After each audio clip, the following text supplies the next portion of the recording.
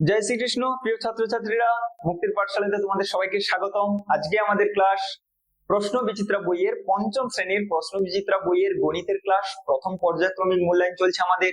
এই প্রথম পর্যায়ক্রমিক মূল্যায়নের চতুর্থ স্কুল অর্থাৎ গণিতের যে ফোর্থ যে আমাদের স্কুলটা রয়েছে, সেই স্কুলটাই আমরা আজকের ক্লাসে সমাধান করব। ঠিক আছে, প্রত্যেকটা জিনিস খুব সুন্দর করে দেখবে এবং প্রত্যেকে বলবো ক্লাসগুলো শেষ পর্যন্ত দেখার, কারণ এই প্রশ্ন বিচিত্রা বইয়ের প্রত্যেকটা গণিত তুমি যদি খুব সুন্দর করে ফেলতে পারো, স্কুলের পরীক্ষাতে পুরো মার্কসের জন্য তুমি কিন্তু নিশ্চিন্তে থাকতে পারো। চলো দেখো, এটা আমাদের রয়েছে চতুর্থ স্কুল। প্রথম প্রশ্ন আমাদের কি বলা রয়েছে, দেখো প্রথম প্রশ্ন বলা রয়েছে একের দাগে ভাজ্য সমান ড্যাশ গুণ ভাগফল যোগ ভাগশেষ। প্রায় প্রত্যেকটা স্কুলেই আমরা এই প্রশ্নটা করলাম যে ভাজ্য বের করতে হলে আমাদের কি করতে হয়, ভাজ্য সমান ভাজক গুণ ভাগফল যোগ ভাগশেষ। তাহলে এখানে আমাদের সঠিক উত্তর আমাদের কি হয়ে গেল, ডিভাইজার অর্থাৎ ভাজক। চলো ক্ষয়ের দাগের প্রশ্ন কি বলা রয়েছে, দুটি পরস্পর মৌলিক সংখ্যার গসাগু কত। তাহলে আমরা পরস্পর মৌলিক কাদেরকে বলি না, যখন দুটো সংখ্যার গসাগু এক হয় তাদেরকেই তো আমরা পরস্পর মৌলিক বলি। তাহলে গসাগু এক হলে পরস্পর মৌলিক বলতে পারি, আবার ঘুরিয়ে বলবো পরস্পর মৌলিক হলে তাদের গসাগু কত হবে, গসাগু আমাদের হয়ে যাবে এক। সঠিক হয়েছে। তাহলে প্রথম প্রশ্নের সঠিক উত্তর ভাজক, দ্বিতীয় প্রশ্নের সঠিক উত্তর এক। ব্যাস, একের দাগে এইগুলোই ছিল। চলে আসছে দুইয়ের দাগে।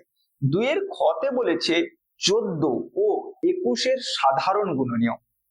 সাধারণ গুণনীয়ক আমরা কি জানি, এই হচ্ছে 14, এই হচ্ছে 27, এদের গুণনীয়ক বের করব। গুণনীয়ক অর্থাৎ কি না, এই সংখ্যাগুলো কোন কোন সংখ্যা দিয়ে ভাগ যায়। তাহলে 14 কাকে দিয়ে ভাগ যাবে, 1 দিয়ে, 2 দিয়ে, 7 দিয়ে, 14 দিয়ে। 27 কত দিয়ে ভাগ যায়, 1 দিয়ে ভাগ যায়, 3 দিয়ে ভাগ যায়, 9 দিয়ে ভাগ যায়, 27 দিয়ে ভাগ যায়। এগুলো আমরা কি বের করলাম, গুণনীয়ক বের করলাম। এবারে আমাদেরকে কিন্তু গুণনীয়ক বলেনি, আমাদেরকে সাধারণ গুণনীয়ক বের করতে বলেছে। তাহলে সাধারণ গুণনীয়ক আমরা কিভাবে বের করব, দেখো সাধারণ কথার অর্থ যেই গুণনীয়কটা সবার মধ্যে রয়েছে। তাহলে দেখো আমরা দেখতে পাচ্ছি 1 সবার মধ্যে রয়েছে, আর এমন কোন গুণনীয়ক কি পাচ্ছি যেটা দুজনের মধ্যে রয়েছে না। তাহলে 14, আচ্ছা সরি 14 আর 21 বলেছিল, 14 আর 21 বলেছিল। তাহলে 21 1 দিয়ে যায়, 3 দিয়ে যায়, 7 দিয়ে যায়, 21 দিয়ে যায়। তাহলে আমরা কি কি পাচ্ছি, 1 পাচ্ছি এবং হচ্ছে 7 পাচ্ছি। তাহলে 1 ও এদের হচ্ছে একটা সাধারণ গুণনীয়ক, 7 ও হচ্ছে সাধারণ গুণনীয়ক। তাহলে এখানে কোন অপশনটা রয়েছে, ই 7 অপশনটা রয়েছে। এবারে অনেকের মনে স্যার প্রশ্ন আসতে পারে, যদি 1 ও থাকে 7 ও থাকে কি করব, তাদের জন্য আমরা বলে দিই 1 হচ্ছে সমস্ত সংখ্যার সাধারণ গুণনীয়ক, অর্থাৎ 1 দিয়ে সবাইকে ভাগ যায়। তাই 1 অপশনটাও থাকবে না, আমাদের কতটা থাকবে, 7 থাকবে। হয়েছে। কখনো যদি এরকম সংখ্যা আসে যাদের কেবলমাত্র সাধারণ গুণনীয়ক একই আসবে, তখন সেখানে 1 থাকবে। কিন্তু যাদের এরকম 2, 3, 4টে সাধারণ গুণনীয়ক পাওয়া যাবে, সেখানে হয়তো সেই 2, 3, 4টের মধ্যে যে কোনো একটাই লেখা থাকবে, একসাথে দুটো লেখা থাকবে না। ওকে, চলো ক্ষয়ের দাগে কি বলেছে দেখো। ক্ষয়ের দাগে আমাদের বলেছে বাবা ও ছেলের বর্তমান বয়সের সমষ্টি 60 বছর। আমি জানি না কার বয়স কত, কিন্তু প্রশ্নে বলেছে দুজনের বয়সের সমষ্টি, অর্থাৎ দুজনের বয়সের যোগফলটা কত, 60 বছর। 15 বছর পর তাদের বয়সের সমষ্টি। আমাদের কিন্তু কাউকে আলাদা আলাদা বয়স জানতে চাইনি, সমষ্টি জানতে চেয়েছি। আচ্ছা দেখো, এখন যদি আমার বয়স একটা হয়, 15 বছর পর কত হবে গো, আমি একটু নিশ্চিত বলতে পারি যে আমার বয়সটা 15 বেড়ে যাবে। আর যদি আমার বয়স 10 হয়, 1 বছর পরে কত হবে, 11 হবে। তাহলে যেহেতু 15 বছর পর বলেছে, বাবারও বয়স 15 বাড়বে, ছেলেরও বয়স 15 বাড়বে। এই নয় যে যে কোনো একজনের বাড়বে আর একজনের থমকে থেকে যাবে, সেটা তো নয়। তাহলে 15 বছর পর মানে বাবারও 15 বছর বয়স বেড়ে যাবে, ছেলেরও 15 বছর বয়স বেড়ে যাবে। বাবারও 15 বছর বয়স বাড়বে, ছেলেরও 15 বছর বয়স বাড়বে। তাহলে এখন তাদের যোগফল 60। 15 বছর পরে দুজনের 15 15 করে কত বেড়ে যাবে, 30 বেড়ে যাবে। তাহলে তখন তাদের বয়সের যোগফলটা কত হবে, 5 5 10 0 হাতে 1, 6 1 7 8 1 9, আমাদের 90 বছর আমাদের সঠিক উত্তর হয়ে যাবে। কোনটাতে রয়েছে দেখো, অপশন রয়েছে এই যে দীর্ঘইতে রয়েছে। হয়েছে। তাহলে এখানে পরীক্ষাতে এটুকুই বলে দিতে পারে 15 বছর আগে তাদের বয়সের সমষ্টি কত ছিল, এরকমও জানতে চাইতে পারে। ঠিক আছে, তখন আমরা 30 বছর মাইনাস করে দিতাম। চলো 2 দাগের গল্প শেষ। চলে আসবো আমরা 3 দাগে। 520 সেকেন্ডে কত মিনিট কত সেকেন্ড। অর্থাৎ এই যে 520 সেকেন্ড রয়েছে, একে আমাদের মিনিট আর সেকেন্ডে প্রকাশ করতে হবে। তাহলে প্রথমে ভাববো মিনিট আর সেকেন্ডের মধ্যে সম্পর্ক কি। না আমরা জানি 1 মিনিট সমান 60 সেকেন্ড, অর্থাৎ মিনিটকে সেকেন্ড করতে হলে 60 দিয়ে গুণ করতে হয়, সেকেন্ডকে মিনিট করতে হলে 60 দিয়ে ভাগ করতে হয়। তাহলে এখানে সেকেন্ডকে মিনিট করব, 60 দিয়ে ভাগ করব, কত যাবে বলো তো? 8 6 48, 480। তাহলে এখানে নামলো 0, 12 থেকে 8 বাদ দিলে 4। তাহলে আমাদের উত্তর এলো 8 মিনিট 40 সেকেন্ড আমাদের সঠিক উত্তর হয়ে যাবে। তাহলে 520 সেকেন্ডকে যদি আমরা মিনিট সেকেন্ডে পরিণত করি আমাদের কত আসবে? 8 মিনিট 40 সেকেন্ড। চলো ক্ষয়ের দাগের প্রশ্নে চলে আসো। 1 ও 5 এর মধ্যবর্তী মৌলিক সংখ্যাগুলির যোগফল কত? তাহলে আমরা মৌলিক সংখ্যা শিখেছি, সব থেকে ছোট মৌলিক সংখ্যা কত? 2। এর পরের মৌলিক সংখ্যা কত? 3। এর পরের মৌলিক সংখ্যা কত? 5। 5 কিন্তু নেব না, কেন নেব না? এই যে প্রশ্নে বলেছে 1 ও 5 এর মধ্যবর্তী, তাহলে মধ্যবর্তী কথাটা যখন বলবে ওই সংখ্যাগুলোকে কিন্তু নেওয়া যাবে না। 5 কিন্তু একটা মৌলিক সংখ্যা। যদি এখানে বলতো 1 থেকে 5 পর্যন্ত মৌলিক সংখ্যাগুলির যোগফল কত, তখন আমরা 2 3 5 কে নিতাম। যেহেতু আমাদের মধ্যবর্তী কথাটা বলে দিয়েছে তাই কিন্তু আমাদের 5 কে নেওয়া যাবে না। তাহলে শুধুমাত্র আমরা 2 আর 3 কে যোগ করব, উত্তর আমাদের কত হয়ে যাবে? 5। তাহলে 1 ও 5 এর মাঝে দুটো মৌলিক সংখ্যা আছে 2 আর 3, তাদের যোগফল বের করতে বলেছে, 5 আমাদের সঠিক উত্তর। চলো পরবর্তী প্রশ্নে চলে আসো। পরবর্তী প্রশ্ন 4 এর পথে কি বলেছে দেখো। 627 কে স্থানীয় মানে বিস্তার করে যোগ করতে বলেছে। স্থানীয় মানে বিস্তার আমরা কি শিখেছি? যখনই স্থানীয় মানে বিস্তার বলবে প্রত্যেকটা অঙ্কের স্থানীয় মানকে যোগ করে লিখবো। তাহলে 6 এর স্থানীয় মান আমরা কত লিখবো? 600। 2 এর স্থানীয় মান আমরা লিখবো 20। 7 এর স্থানীয় মান আমরা লিখবো 7। ব্যাস এটুকুই, গল্প শেষ। ক্ষয়ের দাগে ভাগ প্রক্রিয়ার সাহায্যে 28 ও 35 এর গসাগু নির্ণয় করো। কার কার? 28 ও 35। কোন পদ্ধতি? ভাগ পদ্ধতি। খুব ভালো করে শিখে নাও ভাগ পদ্ধতিতে গসাগু কিভাবে নির্ণয় করতে হয়। এই হচ্ছে 28, এই হচ্ছে আমাদের 35। ভাগ পদ্ধতিতে গসাগু কিভাবে? দেখো আমরা ভাগ করব। 28 একে 28 হয়েছে, 35 থেকে 8 বাদ দিলে কত হয় আমাদের? 7। এই যে ভাগশেষ এসছে সেই ভাগশেষকে দিয়ে করতে হবে পূর্ববর্তী ভাজককে ভাগ করতে হবে। আবার পদ্ধতিটা শিখে নাও। প্রথমে বড়টাকে ছোটটা দিয়ে ভাগ করবে, ভাগ করলে দেখবে একটা ভাগশেষ আসবে। সেই যে ভাগশেষকে আবার ভাগ করব কাকে? না পূর্ববর্তী ভাজক। এর আগে ভাজকটা কত ছিল? 28 ছিল, তাকে ভাগ করব। দেখো ভাগ চলে যাবে 7 থেকে 28। যদি ভাগ না গিয়ে আবার একটা ভাগশেষ আসতো, সেই ভাগশেষকে কাকে ভাগ করতাম? এর পূর্ববর্তী ভাজক অর্থাৎ 7 কে ভাগ করতাম। এইভাবে আমাদের ভাগ চলতেই থাকবে যতক্ষণ না ভাগ মিলছে। তাহলে গসাগু কোনটা নেব? 4 কে, 28 কে, 1 কে, 7 কে, কোনটাকে নেব? যেটা দিয়ে ভাগ করার জন্য ভাগ মিলেছে সেটা আমাদের গসাগু হবে। 28 দিয়ে ভাগ করার জন্য কি ভাগ মিলেছিল? না, 7 দিয়ে ভাগ করার জন্য ভাগ মিলেছে। তাহলে এই 7ই হয়ে যাবে আমাদের কি? গসাগু। এই যে পদ্ধতিটা এরই নাম আমাদের কি হচ্ছে? ভাগ পদ্ধতি। তাহলে এই যে সুন্দর করে বলেছিল ভাগ প্রক্রিয়ার সাহায্যে গসাগু নির্ণয় করো, সঠিক উত্তর আমাদের কত হয়ে গেল? 7 হয়েছে। চলো পরবর্তী গয়ের দাগ কি বলেছে। একটি মেলায় প্রথম দিনে 28,232 জন লোক এসেছিলেন, ভালো কথা। পরের দিন 17,437 জন লোক এসেছিলেন। প্রথম দিনে কত লোক বেশি এসেছিল? বেশি এসেছিল কিভাবে? বিয়োগ করে দেবো। তাহলে প্রথম দিনে এসছে 28,232 জন, পরের দিন এসছে 17,437 জন। এটাকে কি করব? বিয়োগ করব। 12 থেকে 7 বাদ দিলে 5। এখানে তোমার রয়েছে 2, 2 থেকে 12 থেকে 3 বাদ দিলে 9। এখানে রয়েছে 1, 11 থেকে 4 বাদ দিলে 7। এখানে তোমার 7 রয়েছে 0। তাহলে আমাদের সঠিক উত্তর হয়ে যাবে 10,795। ভাষা দিয়ে এটাকে সম্পূর্ণ করে লিখে ফেলতে হবে। অতএব প্রথম দিনে 10,795 জন বেশি এসেছিলেন। হয়েছে। এইভাবে সুন্দর করে লিখলে আমাদের অঙ্কটা সম্পূর্ণ হলো এবং এর জন্য তুমি 2 নম্বর পাবে। নম্বর অনুযায়ী একটু অঙ্ক করতে হবে, যেখানে নম্বর বেশি সেখানে একটু ভাষাগুলো আমাদের লিখতে হবে। ঠিক আছে, তাহলে 10,795 আমাদের সঠিক উত্তর হয়ে যাবে। চলো পরবর্তী দেখো, এখনো রয়েছে ঘ ম চ রয়েছে। কি বলেছে দেখো, একই দাগে 4 এর দাগ। 14 ও 21 এর লসাগু নির্ণয় করব। তাহলে 14 এই হচ্ছে আমাদের 14, এই হচ্ছে আমাদের 21, এদের কি করব? লসাগু।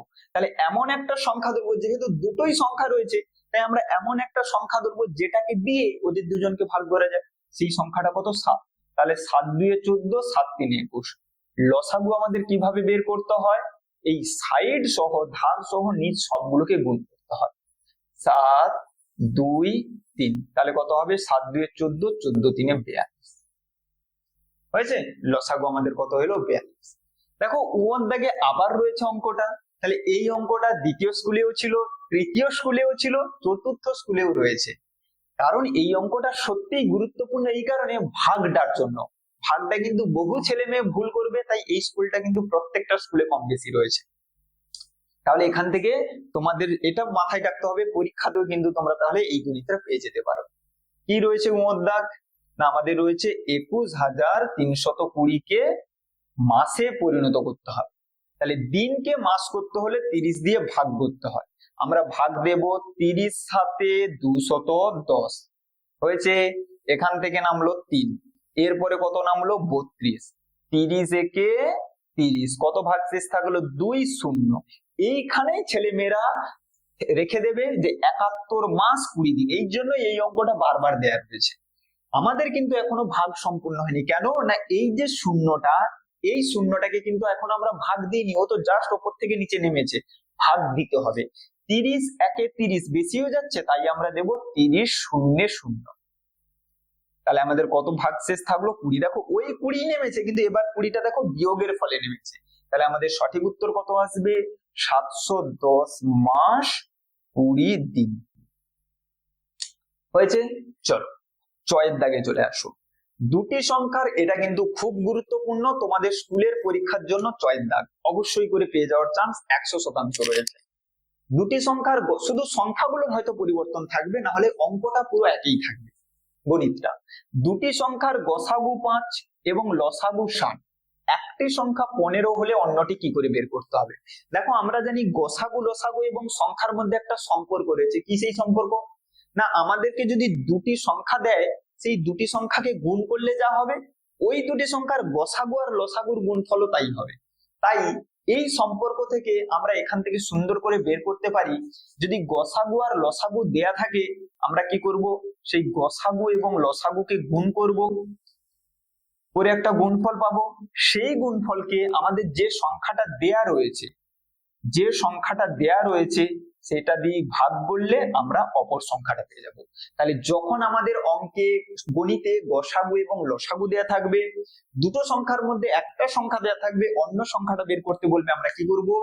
গসাগু এবং লসাগুকে গুণ করব, নিচে দুটো সংখ্যার মধ্যে যেই সংখ্যাটা দেয়া আছে সেটা দিয়ে ভাগ করব। তাহলে গসাগু আমাদের বলেছে 5, লসাগু আমাদের বলেছে 60। একটি সংখ্যা আমাদের 15 দেয়া আছে। 15 4 60, তাহলে সঠিক উত্তর আমাদের কত হয়ে যাবে? অন্য সংখ্যাটা গো 5 4 20 আমাদের সঠিক উত্তর হয়ে যাবে। একটি সংখ্যা 15 আর একটা সংখ্যা 20। দেখো 15 আর 20 গসাগু করলে 5 আসবে, 15 আর 20 লসাগু করলে 60 আসবে। ওকে চলো পরবর্তী আমাদের কি বলেছে দেখো, 5 এর দাগে চলে আসছি। 5 এর দাগ কি বলেছে দেখো, 75 লিটার কেরোসিন তেল ও 25 লিটার পেট্রোল সমান মাপের টিনে এমন ভাবে ভর্তি করে রাখতে হবে যাতে দুই প্রকার তেল মিশে না যায়। তাহলে দুটো তেল মিশে যাবে না, কথাটার অর্থ কি? তাহলে দুটো তেলকে আলাদা আলাদা রাখবো, কেরোসিন তেল আলাদা রাখবো, পেট্রোল আলাদা রাখবো, তাহলেই মিশে যাবে না। তাহলে আমার পরিমাণ কত করে আছে? এটা আছে 75 লিটার, ওটা আছে 25 লিটার, দুজনকে আলাদা আলাদা রাখবো। এবারে আমাদের জানতে চেয়েছে কমপক্ষে কতগুলি টিনে তা করা যাবে। তাহলে আমরা কি করব? আমাদেরকে তাহলে টিন লাগবে। তাহলে কত পরিমাণের টিন নেব সেটা নির্ভর করবে ওদের গসাগুর উপরে। ঠিক আছে, তাহলে গসাগু দাও, 5 দাও, 5 15 75, 5 5 25, আবার 5 চলে যাবে, 5 3 15, 5 1 5। তাহলে গসাগু আমাদের কত এসছে? গসাগু আমাদের এসছে 5 5 25 লিটার আমাদের গসাগু এসছে। অর্থাৎ আমরা এই তেলগুলোকে ভরার জন্য যে টিনটা আনবো, বা এখানে হ্যাঁ টিনই বলেছে, সেই টিনের পরিমাণ কত হতে হবে? টিনের পরিমাপ আমাদের হতে হবে 25 লিটার। অর্থাৎ ওই টিনের মধ্যে 25 লিটার করে তেল ধরবে। এবারে বলো আমার কাছে ক প্রকারের তেল আছে? 2 প্রকারের তেল আছে। একটা হচ্ছে কেরোসিন, আর একটা হচ্ছে কি পেট্রোল, হয়েছে। তাহলে এই কেরোসিন আমাদের কত লিটার আছে? 75 লিটার। তাহলে এই 75 লিটারকে আমাকে ভরবো, কটা টিন লাগবে? কারণ আমি যে টিনগুলো এনেছি সেগুলো 25 লিটার করে তেল ভরা হয়, আমি 15 লিটারের টিনও আনতে পারতাম। এবারে দেখো 15 লিটারের যদি টিন আনি, এখানে কেরোসিন সুন্দর 5টা ট্যাঙ্কে ভর্তি হয়ে যাবে, কিন্তু পেট্রোলকে আমি ভরতে পারবো? 25 লিটারের পেট্রোলকে আমি 15 লিটারের ট্যাঙ্কে কি করে ভরবো? আমাদের হয় একটা ট্যাঙ্ক বাকিটা পড়ে থাকবে, না হলে আর একটা ট্যাঙ্ক খালি থেকে যাবে, তাই না? তাই আমি কি করবো, 25 লিটার আনবো। তাহলে এখানে 25 লিটার, এই ট্যাঙ্কে 25 লিটার, এই ট্যাঙ্কে 25 লিটার, তাহলে সুন্দর করে আমার 75 লিটার কেরোসিন হয়ে গেল। আর যে আমাদের এখানে পেট্রোল রয়েছে 25 লিটার, সেটা কি হবে, আর একটা ট্যাঙ্কের মধ্যে ভরা হয়ে যাবে। ঠিক আছে, তাহলে মোট আমার কতগুলো টিন লাগলো? কেরোসিনের জন্য একটা টিন, দুটো টিন, তিনটা টিন, আর পেট্রোলের জন্য একটা টিন, মোট আমাদের 4টি টিন লাগলো।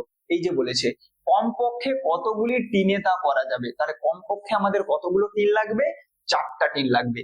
কেরোসিনের জন্য 3টা টিন, পেট্রোলের জন্য একটা টিন, মোট 4টা টিন। এখন একটা প্রশ্ন রয়েছে, প্রতি টিনে কত লিটার করে তেল ধরবে? তাহলে প্রত্যেক টিনে আমরা কত লিটার করে তেল ধরাচ্ছি গো? প্রত্যেক টিনে 25 লিটার করে তেল ধরাচ্ছি। তাহলে একটা প্রশ্ন দুটো উত্তর চেয়েছিল, কতগুলি টিন লাগবে? কমপক্ষে 4টা টিন লাগবে। দ্বিতীয় প্রশ্নের উত্তর, প্রতি টিনে কত লিটার তেল ধরবে? প্রতি টিনে 25 লিটার তেল ধরবে। চলো দ্বিতীয় প্রশ্ন, হায়দার, আজ প্রজাতন্ত্র দিবস, পাড়ার ক্লাবে পতাকা উত্তোলনের পরে আমরা 30,675টি লজেন্স প্রত্যেকের মধ্যে সমান ভাগে ভাগ করে দিলাম। প্রত্যেকে 5টি করে লজেন্স পেলে ওই দিন কতজন উপস্থিত ছিল? সহজ একটা প্রশ্ন। মোট কতগুলো লজেন্স? মোট 30,675টি লজেন্স। প্রত্যেকে কটা করে দেওয়া হয়েছে? 5টা করে, ভাগ করে দিলেই হয়ে যাবে।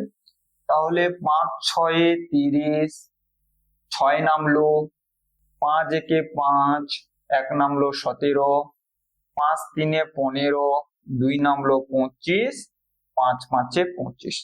তাহলে সেই দিন কতজন এসেছিল? 6,135 জন। দিয়ে তোমাকে ভাষাটাও লিখতে হবে, ওই দিন 6,135 জন উপস্থিত ছিলেন। ওকে, তবেই তুমি সম্পূর্ণ একটা নাম্বার পাবে, 6,135। চলো পরবর্তী প্রশ্নে চলে আসো। পরবর্তীতে দেখো বড় একটা প্রশ্ন রয়েছে, 3টে উত্তর চেয়েছে।